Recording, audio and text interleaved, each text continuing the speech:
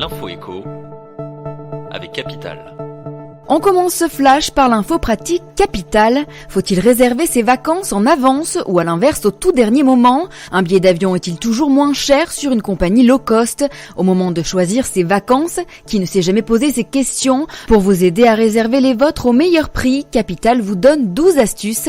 Commencez d'abord par vous y prendre très tôt pour vos trajets. Les billets d'avion les moins chers sont en moyenne ceux proposés de 24 à 22 semaines avant le départ. Si vous pensez qu'une destination à la mode comme New York ou Barcelone revient cher, eh bien détrompez-vous, elle coûte souvent moins cher. Des conseils à vite appliquer pour vos prochaines escapades. Le coup de gueule des associations de consommateurs aurait-il enfin été entendu? À de nombreuses reprises, elles ont alerté les pouvoirs publics sur l'explosion du nombre d'arnaques à la rénovation énergétique.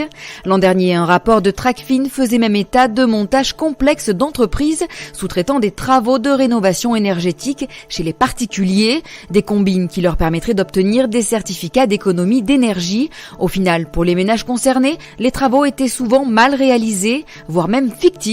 La majorité prévoit donc d'intégrer un mécanisme anti-fraude dans le projet de loi énergie qui arrive cette semaine à l'Assemblée.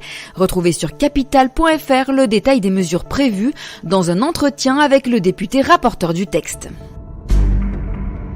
On passe maintenant aux chiffres du jour.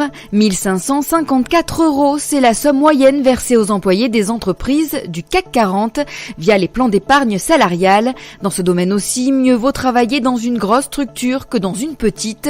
Si la majorité des grands groupes sont équipés d'un PEE, comprenez plan d'épargne entreprise ou d'un PERCO, plan d'épargne pour la retraite collectif, à peine 20% des entreprises de moins de 50 salariés disposent d'un PEE. Par ailleurs, les montants octroyés par l'employeur sur ces outils d'épargne grossissent en même temps que la taille des effectifs.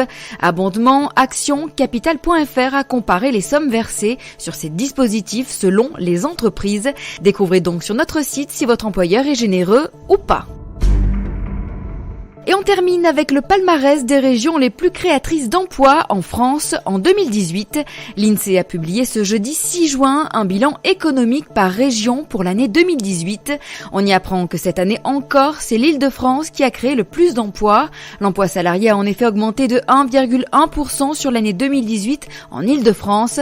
La région francilienne a enregistré 64 500 créations nettes d'emplois en seulement une année. À l'inverse, c'est la Bourgogne-Franche-Comté qui finit en queue de classement avec le titre peu enviable de région la moins dynamique en termes de création d'emplois. Elle a enregistré une perte de 6 500 emplois salariés en un an, soit une baisse de 0,7%. C'était l'info éco avec Capital.